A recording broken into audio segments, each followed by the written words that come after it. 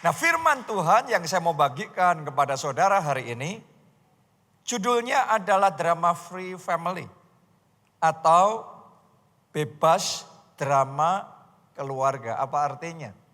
Nah, kalau kita ngomong tentang drama ya, seringkali drama itu adalah satu atau serangkaian kejadian, kisah yang tidak terduga, penuh konflik dan memicu emosi.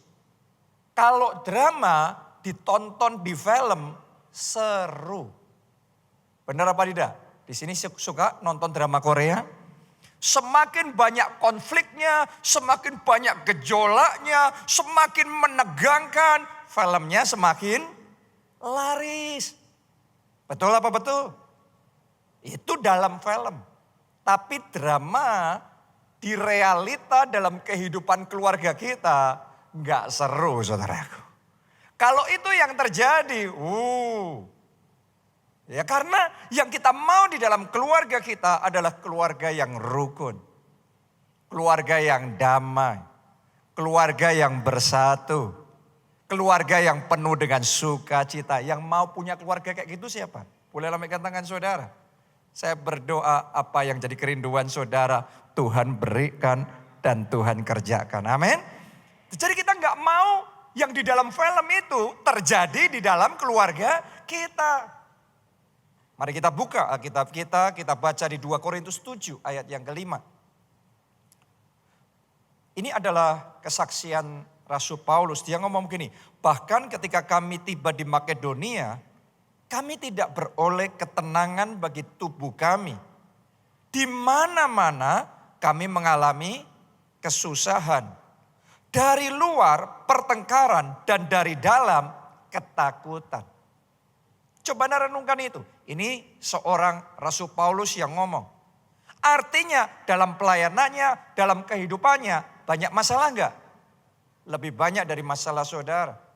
Banyak konflik, banyak kejadian yang tidak terduga, banyak hal yang mendebarkan hati. Itu yang dia alami di dalam kehidupannya, di dalam pelayanannya. Jadi saya mau ngomong sama saudara, sebenarnya yang namanya konflik, yang namanya masalah tidak luput dari kehidupan kita. Khususnya hal-hal yang tidak terduga.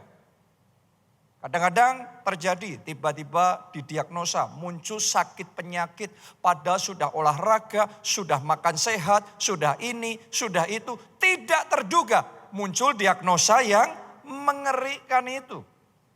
Mendebarkan jantung. Atau tiba-tiba terjadi drama keluarga, ada perselingkuhan. Dan kemudian itu menggoncangkan fondasi keluarga saudara sampai ke fondasinya, sampai ke akar-akarnya. Atau tiba-tiba terjadi krisis moneter yang di luar dugaan, di luar perhitungan. Akhirnya itu menghabisi pekerjaan, menghabisi keuangan. Atau mungkin terjadi pandemi yang siapa menduga bakal sampai dunia tutup sampai seperti itu. Lockdown sampai seperti itu. Itu adalah masalah yang tidak terelakkan. Yang selalu akan terjadi selama kita hidup di dunia. Jadi drama-drama seperti itu memang selalu akan ada. Tapi hari ini yang saya mau ngomongkan sama saudara adalah drama keluarga yang sebenarnya bisa kita minimalkan. Yang sebenarnya yang bisa kita elakkan. Itu penting untuk kita pelajari hari ini. Ada masalah tidak terelakkan, tapi ada masalah bisa kita hindari. Ada masalah tidak harus kita alami. Kalau kita tahu bagaimana untuk menghadapi masalah itu. Bagaimana untuk bersikap dengan bijaksana. Oke. Nah ini penting sekali kenapa? Karena kalau kita terus hidup di dalam drama keluarga yang gak habis-habisnya, yang gak perlu terjadi, tapi karena kita gak tahu caranya akhirnya terus terjadi drama keluarga, isinya hidup kita ini capek. Karena drama keluarga itu menguras energi, ya atau iya? Menguras emosi. Harusnya kita bisa tenang bekerja, konsentrasi, berprestasi, maju. Tapi gara-gara suami istri bertengkar terus sebelum berangkat kerja aja, kita sudah capek semua. Di kantor saja cuma isinya ngelamun, Gimana kreativitas muncul, gimana prestasinya bisa maksimal. Kalau yang kayak gitu tidak diatasi. Benar apa tidak? Jadi kalau kita perang internal saja nggak selesai, gimana kita bisa maksimal perang eksternal. Untuk maju, untuk mengalami terobosan, untuk progres dalam hidup kita. Karena itu saya berdoa melalui firman Tuhan hari ini. Drama-drama keluarga, masalah-masalah keluarga yang tidak perlu bisa selesai. Terjadi pemulihan dalam pernikahan saudara, pemulihan dalam hubungan saudara dengan orang tua, dengan anak-anak, dengan keluarga. Sehingga saya berdoa semua jemaat keluarga Allah di dalam pekerjaan saudara, dalam pelayanan saudara, apapun yang Anda kerjakan bisa maksimal. Anda dipakai Tuhan melakukan perkara-perkara yang besar. Boleh katakan amin. Haleluya. Jadi penting sekali untuk kita bisa nyelesain masalah dalam keluarga dengan benar. Judul khotbah hari ini adalah bagaimana menyelesaikan masalah keluarga, how to deal with family drama. Bagaimana berurusan dengan drama keluarga. Itu perlu diselesaikan dengan baik. Yang kedua, kalau tidak diselesaikan dengan baik, maka di hati kita, bukan cuma kita, di hati pasangan kita, orang tua kita, anak kita, keluarga kita, isinya kecewa, pahit, sakit hati. Karena dalam drama keluarga selalu akan ada yang namanya saling menyakiti. Selalu akan ada yang namanya yang ini lebih pahit hati lagi. Akhirnya menyimpan dendam, akhirnya menyimpan kebencian. Berapa banyak suami dan istri, kalau saudara perhatikan, tatapan wajahnya adalah tatapan wajah yang pedih. Karena harus mengalami dan melalui semua yang sangat menyakitkan itu. Hari ini saya berdoa semua kepedihan hati itu. Oleh karena kasih Tuhan mengalir di dalam hati kita. Hati saudara yang pahit dibuat jadi manis kembali. Pernikahan yang sudah hampir habis Tuhan pulihkan, Tuhan segarkan. Kasih yang dari surga mengalir dalam hidup saudara. Amin. Tapi kita harus tahu bagaimana menyelesaikan masalah di dalam keluarga. Yang ketiga, kalau masalah keluarga nggak selesai, akibatnya anggur sukacita, anggur kebahagiaan, anggur kasih kita akan turun dengan drastis. Kalau isinya bertengkar sama suami, sama istri. Isinya bertengkar sama orang tua, sama anak, sampai kayak gitu. Pasti happiness-nya kita terpengaruh. Turun dengan drastis. Tadinya kalau kita ketemu teman, kita kemana, kita berada, kita banyak senyum, kita banyak sukacita, ketawa. Tapi ketika kita sedang melalui hal tertentu di dalam hidup kita, dalam keluarga kita, konflik yang menyesakkan hati. Kadang-kadang narik bibir ini untuk senyum aja kaku banget saudaraku. Benar apa tidak? Berat banget rasanya. Kenapa? Masalahnya, konfliknya, drama keluarganya belum diselesaikan. Tapi saya berdoa melalui firman Tuhan ini. Anggur sukacitamu akan ditambahkan kembali. Seperti dalam pernikahan di Kana, anggurnya habis. Tuhan bisa buat air jadi anggur. Saya berdoa dalam hati saudara, anggur sukacitanya ditambahkan, dipenuhkan sampai berlimpah-limpah. Amin.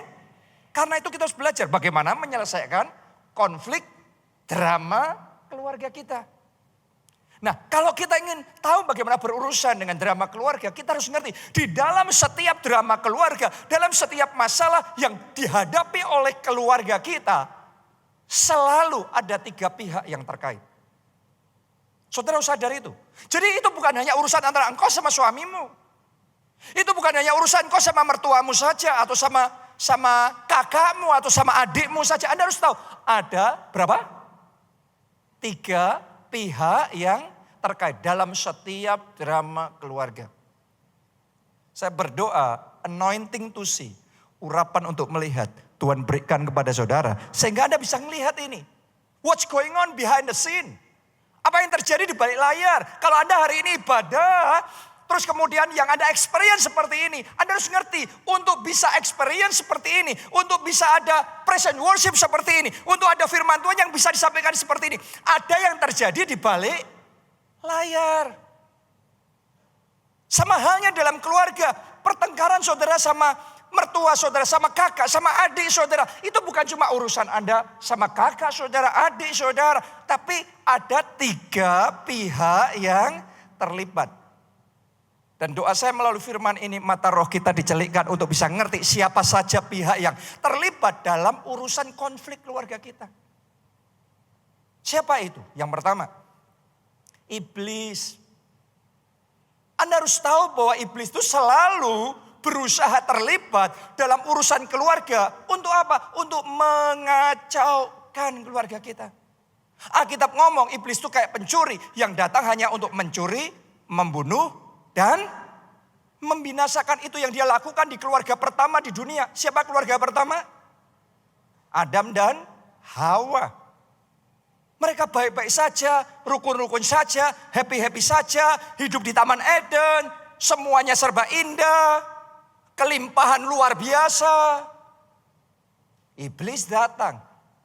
Sekali lagi, kalau iblis datang tujuannya cuma satu, mengacaukan keluarga kita. Jadi iblis mulai menggoda Hawa, iblis mulai menggoda Adam untuk memakan buah pengetahuan yang baik dan yang jadi goda. Dan ketika Adam Hawa tergoda, mereka jatuh dalam dosa.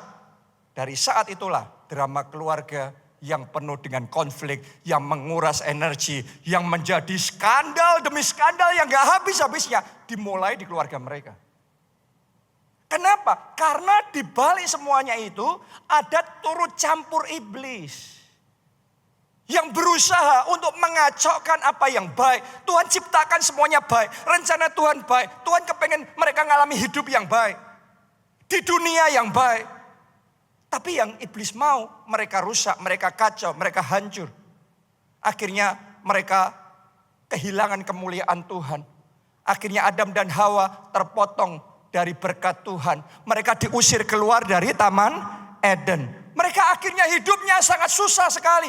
Akhirnya mereka punya anak dan anaknya saling bunuh satu dengan yang lain. Kenapa? Karena ada turut campur iblis. Jadi saya berdoa hari ini Anda ngerti peperanganmu bukan melawan darah dan daging. Tapi melawan roh-roh jahat dan penghulu-penghulu di udara. Peperangan saudara bukan melawan mertua saudara, menantu saudara, kakakmu, adikmu. Peperanganmu melawan roh-roh jahat, melawan iblis yang berusaha mengacaukan keluarga saudara. Saya berdoa hari ini semua turut campur iblis di keluarga saudara digagalkan. Dalam nama Yesus semua rencana jahat iblis dihancurkan. Mulai hari ini yang terjadi pemulihan keluarga, yang terjadi Allah yang turut bekerja mendatangkan kesatuan dan kerukunan dalam keluarga saudara. Katakan amin. Kita kasih tepuk tangannya pula yang paling meriah buat Tuhan kita. Saya mesti ngomong begini. Kalau keluarga pertama aja digoda oleh iblis, jangan heran Anda juga digoda oleh iblis. Tujuannya apa tadi? Mengacaukan. Adam dan Hawa baik-baik dikacauin. Dengan digoda makan buah pengetahuan yang baik dan yang jahat. Tadinya engkau sama suamimu baik-baik. Tapi digoda. Perselingkuhan.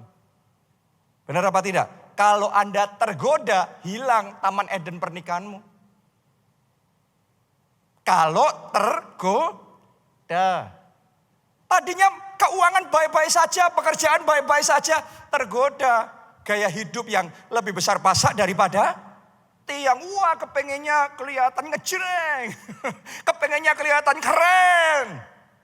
Akhirnya kita paksa. Gak kuat, jatuh, ambles, habis semua.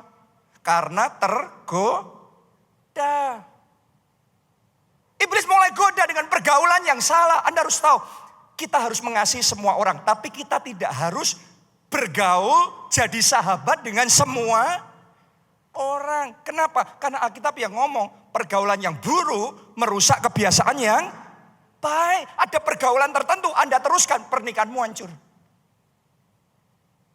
Anda harus ngerti, ada pergaulan tertentu Anda lanjutkan, keluarga saudara akan kacau. Jadi ada godaan-godaan seperti itu yang kalau kita nggak ngerti bahwa itu di belakangnya ada iblis menggoda karena mau mengacaukan keluarga kita. Gampang untuk kita terjebak seperti Adam dan Hawa. Terjebak di situ. Kadang-kadang caranya iblis godaan. Tapi kadang-kadang caranya iblis untuk mengacaukan keluarga kita adalah serangan.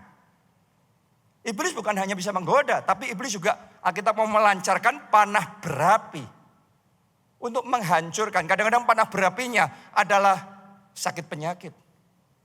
Dia berusaha untuk menyerang kita dengan sakit penyakit. Kadang-kadang kan panah berapinya adalah urusan dalam pekerjaan kita. Mengacaukan pekerjaan keuangan kita. Tidak semua masalah dalam pekerjaan keuangan kita disebabkan hanya karena kesalahan kita. Tapi kadang-kadang juga disebabkan karena iblis sedang untuk menyerang. Nah, kita harus ngerti godaan dan serangan ini, di baliknya ada iblis yang berusaha mengacaukan keluarga kita. Terus apa yang harus kita lakukan? Apa yang bisa kita lakukan? Kita baca Yakobus 4 ayat 7. Kalau Anda menghadapi iblis yang berusaha mengacaukan keluargamu, ini firman Tuhan ngomong. Karena itu, tunduklah kepada Allah dan lawanlah iblis, maka ia akan lari daripadamu. Coba semuanya katakan, tunduklah pada Allah. Lebih keras katakan, lawanlah iblis. Maka ia akan lari daripadamu. Sama iblis harus dilawan. Terhadap godaan iblis, terhadap serangan iblis, kita harus lawan. Jangan diam. Kalau Anda digoda cuma diam, digoda lagi, diam, digoda lagi, diam, jatuhlah. Terhadap godaan, terhadap ancaman, terhadap serangan dari si jahat, petunjuk firman Tuhan, tunduklah pada Allah. Karena Anda butuh kuasa, Anda mau menghadapi iblis sendiri, gak bisa, dia sudah ribuan tahun. Kita kalah lihai, kita kalah power. Tapi kalau engkau tunduk pada Allah, kita ngomong kalau Allah di pihak kita, siapa lawan kita? Kalau Anda hidup dalam ketaatan sama Tuhan, Tuhan akan menyertai saudara. Kuasanya akan ada bersama dengan saudara. Dan ketika engkau lawan iblis, engkau menang. Katakan amin, tepuk tangannya pula yang paling meriah buat Tuhan kita. Engkau menang terhadap godaan perselingkuhan. Engkau menang terhadap godaan hutang. Engkau menang terhadap godaan keuangan. Engkau menang terhadap semua godaan yang salah. Engkau menang. Engkau menang terhadap serangan iblis. Engkau menang terhadap segala macam bentuk panah berapi si jahat. Anda menang. Pakai kuasa Tuhan. Kenapa? Perangnya spirit sama spirit nih. Kalau Anda perangnya spirit, Anda harus pakai lawan kuasa spirit, kuasa roh Allah. Oke, ada serangan tuh fisik. Anda harus pakai tamengnya juga fisik. Tapi ada serangan tuh jiwa, pikiran. Ya, serangan strategi manusia. Kita juga pakai akal, pakai rencana. Tapi ada serangan kuasa roh. Kuasa roh Anda harus lawan dengan kuasa roh Allah. Maka engkau akan menang. Saya berdoa saat ini juga, ayo ya bersatu hati ya, bersama-sama ya. Dalam nama Tuhan Yesus, semua panah berapi, semua serangan dan godaan iblis untuk menghancurkan keluarga saudara saat ini dihancurkan. Katakan amin, tepuk tangannya buat Tuhan kita yang paling meriah. Karena dia yang berperang dan memberi kita kemenangan. Semua rencana iblis untuk menjatuhkan, menghancurkan keluarga dan pernikahanmu digagalkan saat ini. Amin. Itu yang pertama. Yang kedua kita baca Efesus 4 ayat 27. Dan janganlah beri kesempatan kepada iblis. Ini nasihat firman Tuhan. Jangan beri kesempatan sama iblis. Jangan buka celah sama iblis. Iblis hanya bisa merajalela kalau ada buka celah. Kalau ada celah di komputermu, hacker bisa masuk. Makanya jangan beri celah. Anda download file yang salah, kacau komputer saudara. Benar apa tidak? Jangan beri celah untuk maling bisa masuk di rumah saudara. Karena itu kunci dengan benar. Security-nya yang baik. Dalam spirit juga sama. Jangan beri celah. Iblis boleh menggoda Adam dan Hawa. Tapi kalau Adam dan Hawa nggak ngasih celah, nggak ngasih kesempatan, tutup telinga, nggak dengar omongannya iblis, mereka nggak tergoda, mereka nggak jatuh. Kalau saudara sudah ngerti Anda gampang jatuh dalam dosa perzinahan. Jangan kasih celah yang salah dengan tontonan yang salah. Dengan apa yang Anda dengar yang salah. Karena semuanya dimulai dari mata dan telinga kita. Kalau saudara ngasih celah dengarnya salah, ngelihatnya salah, jangan heran. Maka akhirnya hidupmu juga salah, rusak. Keputusanmu salah, engkau tergoda, engkau jatuh dalam dosa, akibatnya kacau. Kalau Anda sudah ngerti sama lawan jenis yang satu itu, Anda sudah menikah. Anda punya banyak teman. Sama banyak teman saudara oke-oke aja. Tapi Anda ngerti sama yang satu itu, ya ada frekuensi khusus rasanya nyambung terus ke sana. Anda sudah ngerti ini salah, Anda segera out dari situ. Sama yang lainnya nggak apa-apa. Salaman nggak apa-apa, tapi kalau sama ya itu greng, saudaraku. Oke, yang kayak gitu Anda sudah ngerti, menjauhlah. Jangan beri kesempatan kepada iblis, jangan kasih celah. Karena itu cara iblis masuk. Anda kasih celah di rumah saudara, maling masuk. Anda kasih celah di komputer saudara, hacker masuk. Anda kasih celah di pernikahan, di keluarga saudara untuk iblis. Iblis masuk, bahaya. Jangan buka celah. Itu yang pertama. Yang kedua sekarang. Dalam drama keluarga, pihak kedua yang terlibat bukan cuma iblis. Sebaliknya ini. Ini satu pihak yang berpihaknya sama kita. Siapa? Tuhan. Nah, Yohanes 10 ayat 10 berkata begini. Pencuri datang hanya untuk mencuri dan membunuh dan membinasakan. Yesus ngomong begini. Aku datang supaya mereka mempunyai hidup dan mempunyainya dalam segala kelimpahan. Jadi kalau Yesus datang di pernikahanmu, datang di keluargamu supaya ada pemulihan, supaya ada sukacita, supaya ada damai sejahtera, supaya ada anugerah dan berkat melimpah di dalam keluarga saudara. Sebaliknya dari iblis. Jadi Anda harus ngerti tujuannya beda. Jadi sadarilah di dalam keluarga saudara bukan hanya ada iblis yang mau turut campur mengacaukan keluargamu. Tapi ada Allah yang mau turut bekerja dalam segala perkara untuk mendatangkan kebaikan. Ada Tuhan dalam keluarga saudara, ada Tuhan di rumah tangga saudara, ada Tuhan di dalam pernikahan saudara. Amin. Itu yang dialami oleh Yusuf dan Maria. Kadang-kadang tension itu juga tidak selalu iblis ya. Tapi kadang-kadang bagian dari Tuhan bekerja. Yusuf dan Maria tadinya pacaran, tunangan, bye-bye, semuanya lancar-lancar. Mereka planning untuk nanti menikah. Terus kemudian mereka bangun keluarga kecil yang bahagia, tata masa depan mereka. Tiba-tiba Tuhan interupsi. Dia utus malaikat Gabriel datang dan menyampaikan pesan Allah bahwa Maria akan hamil dari Roh Kudus. Sampai suatu saat kejadian beneran, nongol itu. Perutnya mulai besar. Saya tanya sama saudara, kalau Anda jadi Yusuf, bisa terima enggak? Anda tahu itu bukan dari dia. Bisa terima apa tidak? Enggak mungkin. Makanya Alkitab ngomong bahwa diam-diam, karena Yusuf ini orang baik, dia mau menceraikan Maria dengan diam-diam. Enggak usah dibuat viral, enggak usah dibuat heboh. Dijaga perasaannya, dijaga nama baiknya, tapi selesai. Karena Yusuf gak bisa terima. Saya tanya sama saudara, berarti ada gak masalah di dalam hubungannya Yusuf dan Maria ini?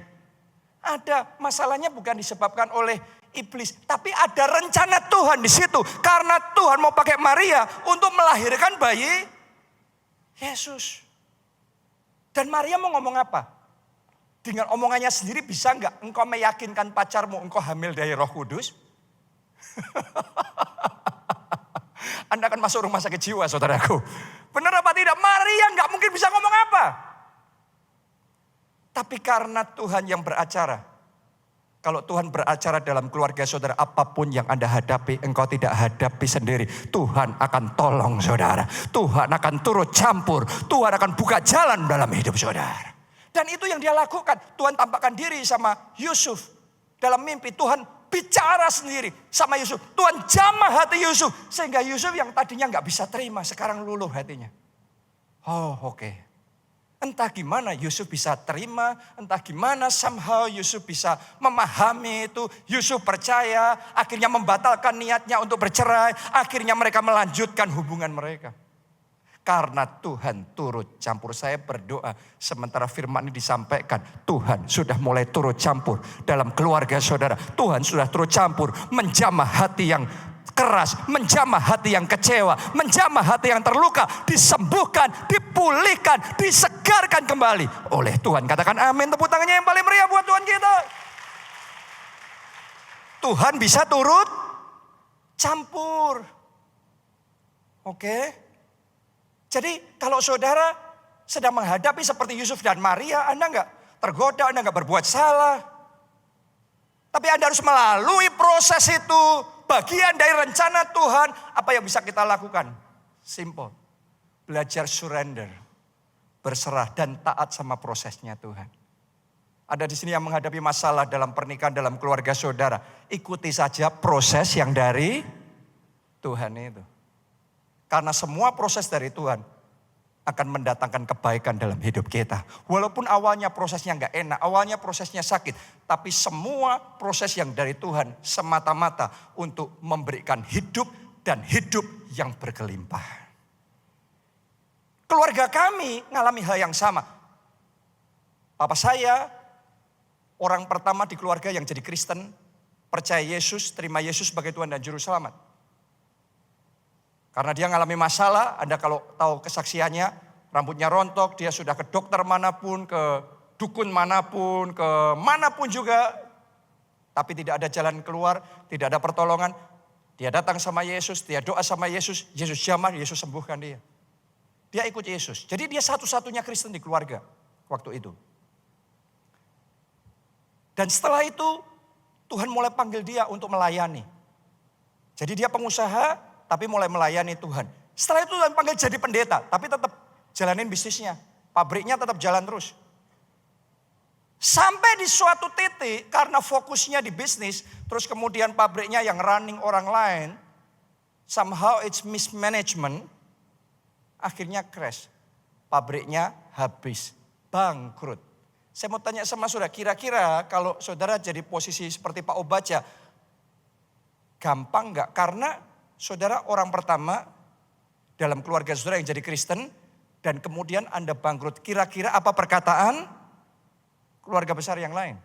Itu enggak gampang. Sekian tahun kita melalui situasi yang tidak mudah. Tapi ternyata di balik semuanya itu bukan serangan iblis, bukan iblis yang mau mengacaukan, tapi diizinkan terjadi. Kenapa? Karena Tuhan punya rencana yang beda sama rencana manusia.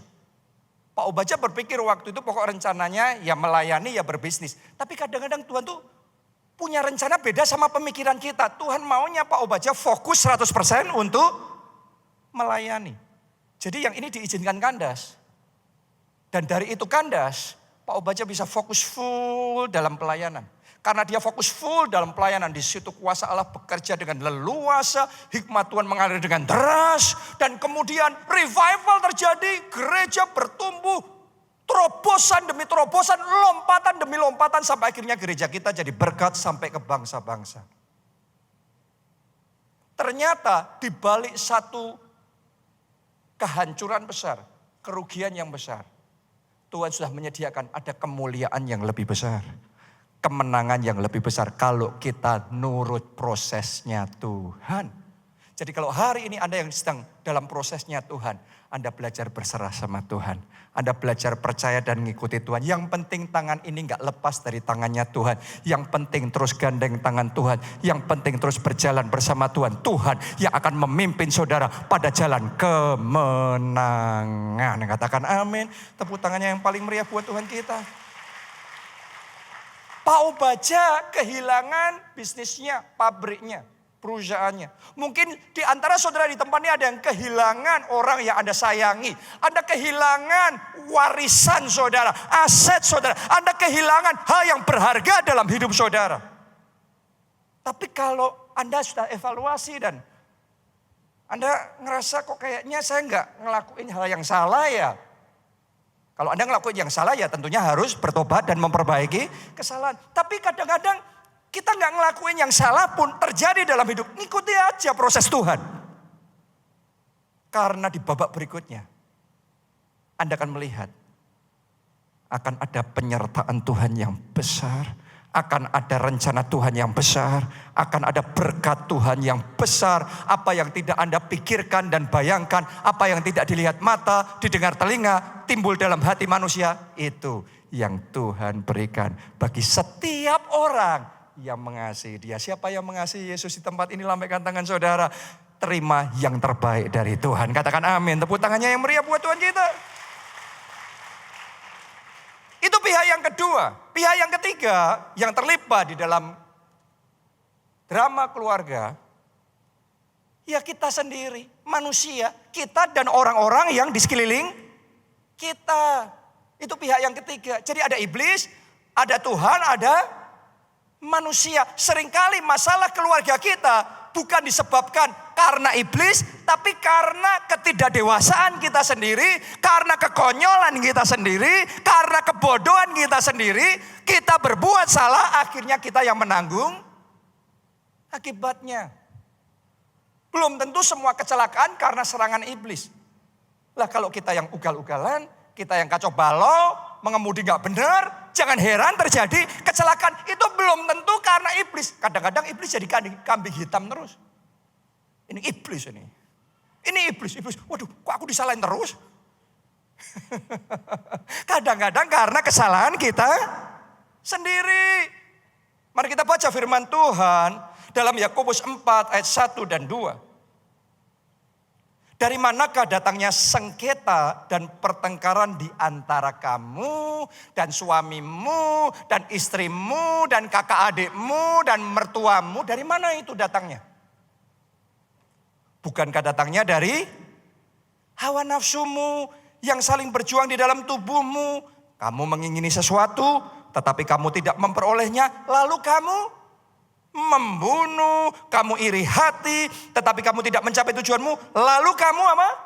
Bertengkar dan kamu berkelahi. Kamu tidak memperoleh apa-apa karena kamu tidak berdoa. Alkitab sudah ngomong ini seringkali yang jadi penyebab pertengkaran suami istri. Pertengkaran kakak adik, mertua menantu, orang tua anak. Lihat aja. Bahkan orang tua anak bisa kacau loh saudara. Mertua menantu apalagi. Sudah bisa melihat itu di mana-mana terjadi. Kadang-kadang masalahnya tidak selalu iblis. Tapi karena hawa nafsu kita sendiri. Iri hati kita sendiri. Kesalahan, kekonyolan kita sendiri. Yang ditengking iblis terus. Padahal kita sendiri yang perlu ditengking.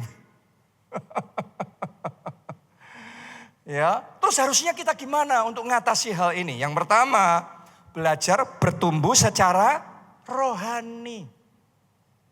Kalau saudara bertumbuh dalam kehidupan rohani saudara, karaktermu lebih dewasa. Ada buah-buah roh, ada kasih, ada penguasaan diri, ada kesabaran, ada kelemah lembutan yang muncul. Buah-buah roh yang muncul. Semakin banyak buah roh yang muncul dalam hidup saudara, semakin kecil pertengkaran dalam pernikahan saudara. Semakin sedikit konflik di dalam keluargamu. Jadi kita semakin dewasa, semakin sedikit drama konflik di dalam keluarga kita. Makanya bertumbuhlah secara rohani. Anda di dalam gereja seperti ini, Anda menerima firman Tuhan. Terima itu masuk dalam hati saudara. Dan doa saya, firman ini menghasilkan buah-buah pertobatan, buah-buah roh yang mendewasakan karakter saudara. Karena kalau karakter kita dewasa, pernikahan kita damai. Tadinya emosian, sekarang dua-duanya sabar. Mau bertengkar gimana caranya? Tadinya gak ada yang bisa menguasai diri. Kalau jengkel diledakkan, dibuat heboh. Sekarang dua-duanya suami istri bisa menguasai diri. Yang harusnya masalah perang dunia jadi rukun. Karena bertumbuh dewasa. Oh, saya berdoa jemaat keluarga Allah di sini yang mengikuti secara online makin hari makin bertumbuh dewasa, karakternya makin matang, makin segambar dan serupa dengan Kristus. Katakan amin, tepuk tangannya yang meriah buat Tuhan kita.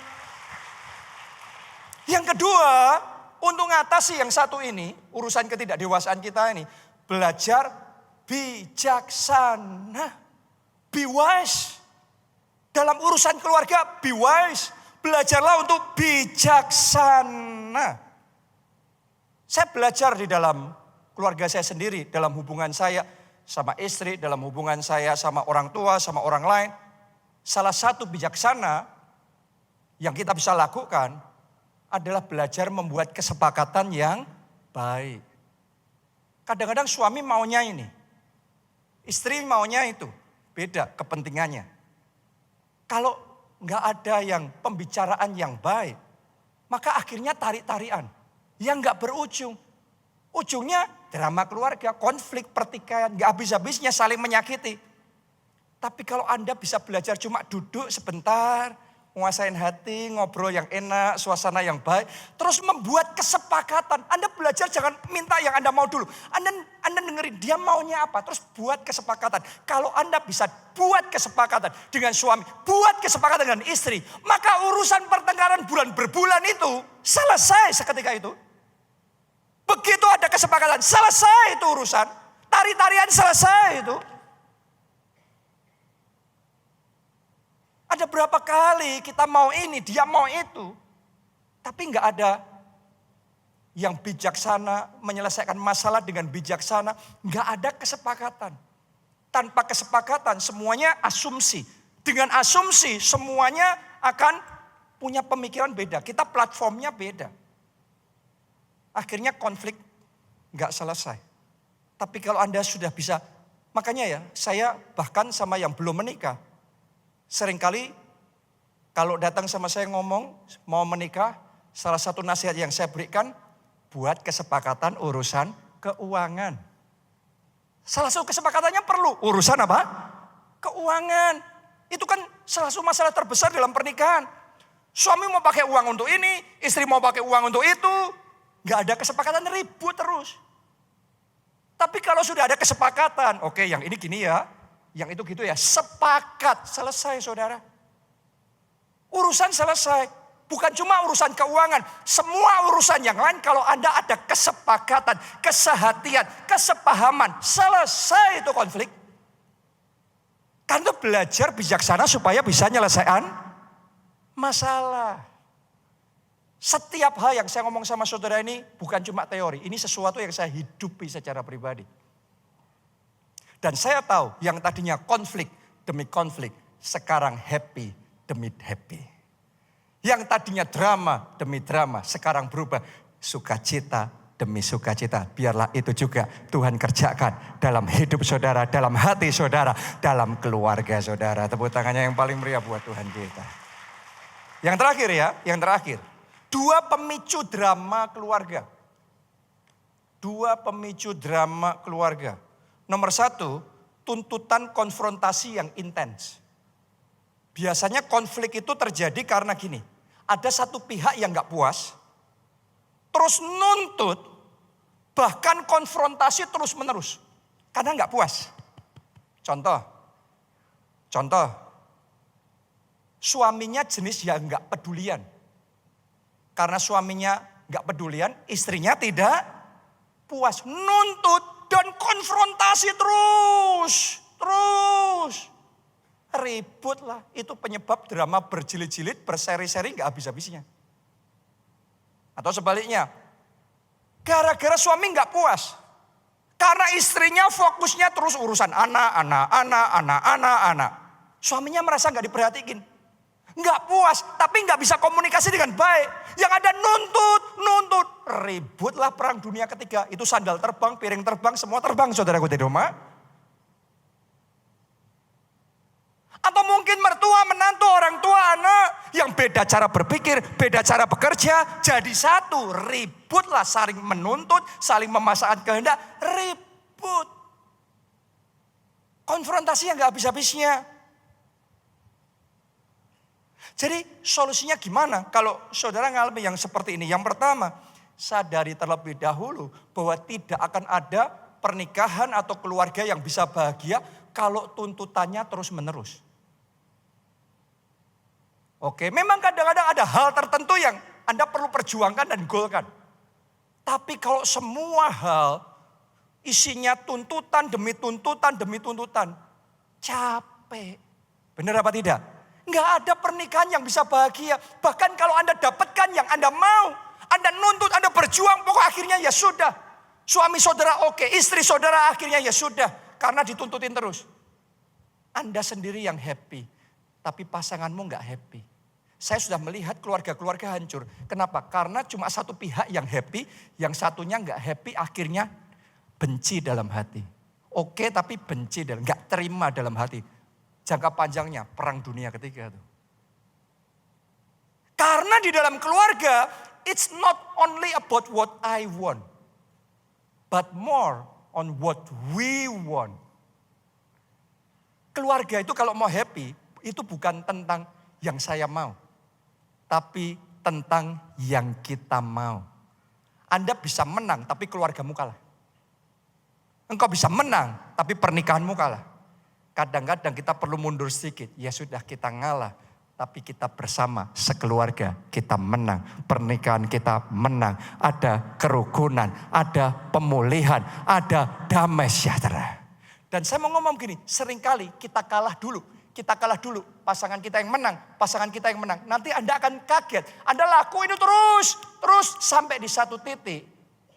Tuhan bekerja mendewasakan pasangan saudara. Akhirnya dia gantian yang ngalah ganti. Dia gantian ya sudah, oke ganti. Dua-duanya sama-sama ya sudah saya ngalah. Saya ngalah. Indah enggak keluarga itu? Heaven on earth. Yang tadinya hell on earth.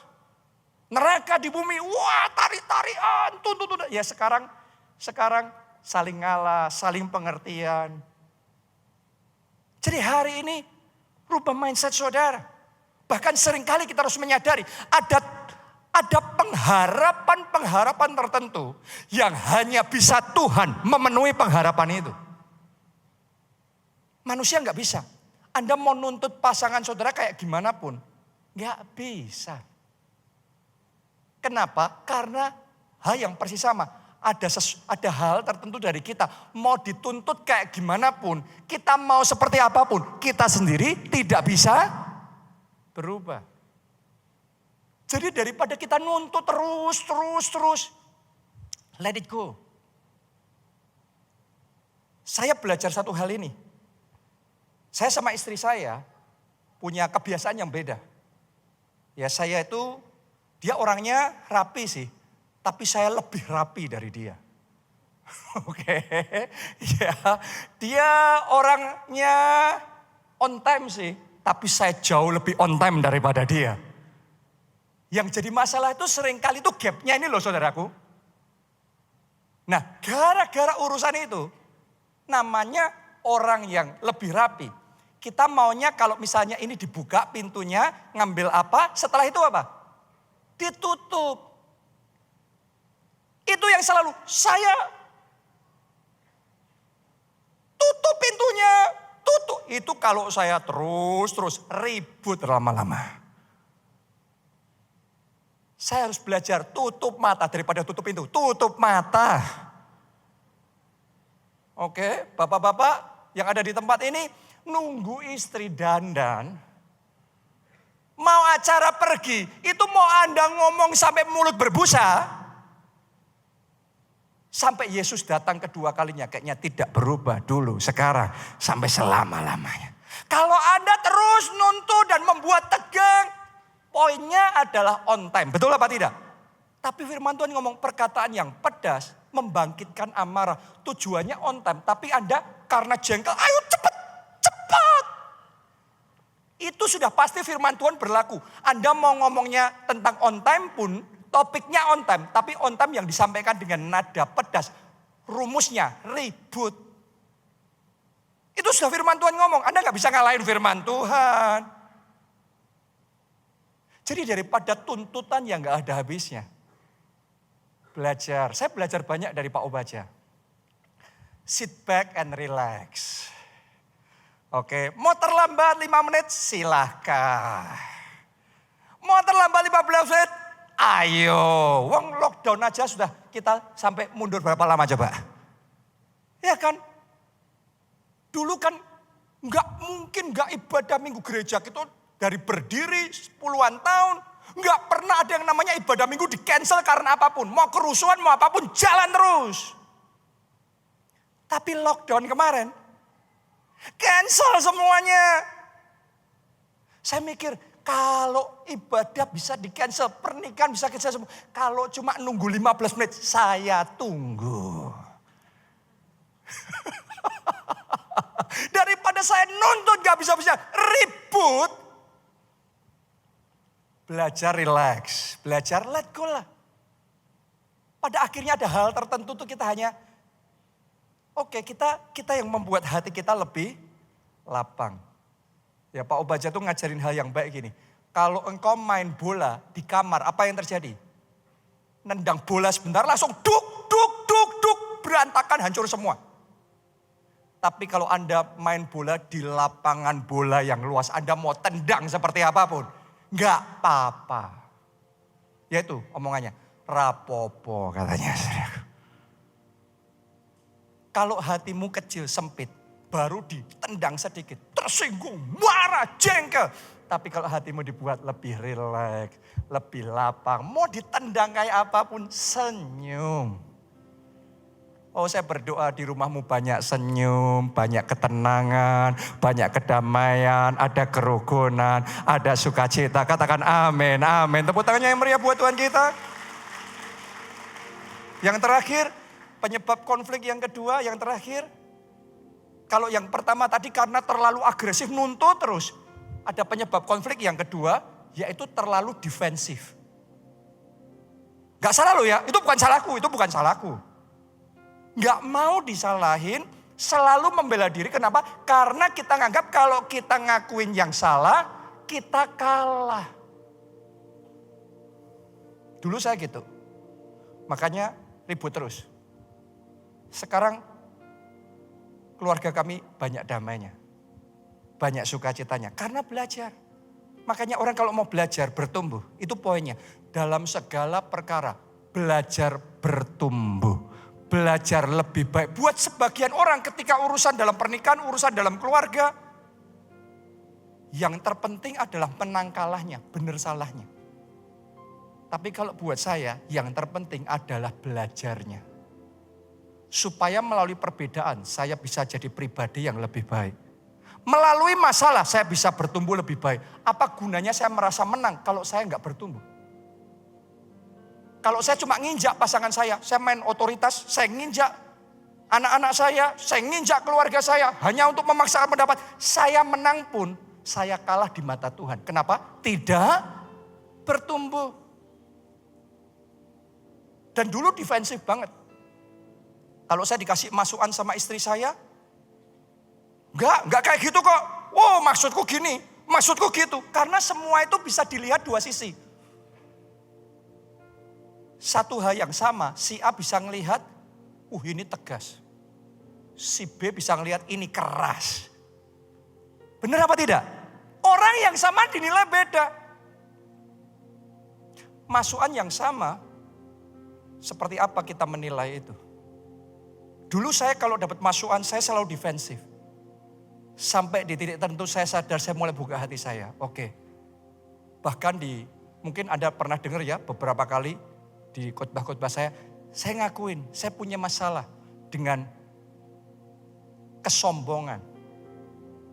Ternyata ngakuin punya masalah dengan kesombongan, itu membantu kita belajar lebih rendah hati.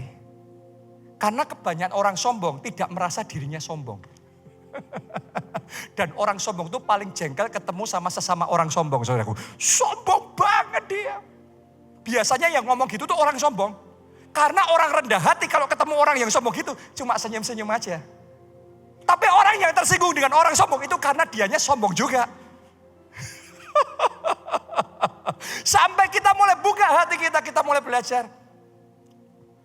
Saya mulai belajar, ya aku punya masalah dengan kesombongan. Di situ saya mulai belajar dari waktu ke waktu, mulai bisa mengikis kesombongan, mulai bisa memunculkan kerendahan hati. Kadang-kadang dituntut, waduh, kurang kasih, kurang pengertian, kurang ini. Awalnya jengkel kok dituntut terus gak habis-habisnya. Tapi sampai Tuhan kasih pengertian. Daripada defensif tuh kita harus belajar kan. Kalau kita mau bangun hotel bintang 5. Yang namanya bangun hotel bintang 5 tuh ada syaratnya enggak? Ada. Kalau biasanya yang kita punya adalah tanpa bintang. Ya sudah gitu aja enggak apa-apa. Penginapan enggak ada bintangnya sama sekali ya sudah gitu aja. Mau ya bayar segitu sudah ini aja yang ada. Tapi kalau mau bintang 5 Anda akan dituntut. Harus ini, harus itu. Anda yang tadinya tanpa bintang, terus naik level sampai bintang 3 aja sudah jauh sekali. Tapi kalau Anda maunya bintang 5, orang yang biasanya di bintang 5 ngelihat bintang 3. Ini masih kurang ini, kurang itu, kurang ini, kurang itu. Padahal kita yang tanpa bintang sudah sampai bertumbuh bintang 3, itu sudah hebat banget. Berapa kali kita gitu? Saya belajar. Oh gitu ya. Tuhan, penuhi aku dengan kasih-Mu. Lebih dan lebih lagi. Sehingga di keluargaku yang ada kasih bintang 5. Sukacita bintang 5. Damai sejahtera bintang 5. Ketenangan bintang 5. Kerukunan bintang 5. Itu yang ada. Dan saya mau ngomong sama saudara. Kalau kita punya sikap yang benar. 99% urusan drama keluarga bisa selesai. Saya berdoa ya mulai hari ini. Setiap masalah dalam keluarga saudara, Tuhan yang bekerja dan mendatangkan pemulihan.